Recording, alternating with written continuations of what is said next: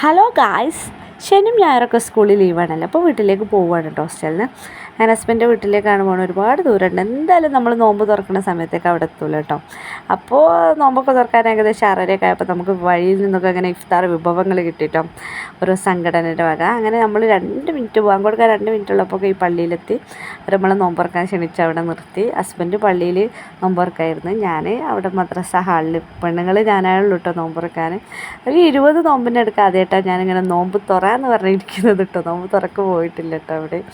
അപ്പോൾ ഭയങ്കര സന്തോഷം, അൽഹംദുലില്ലാ.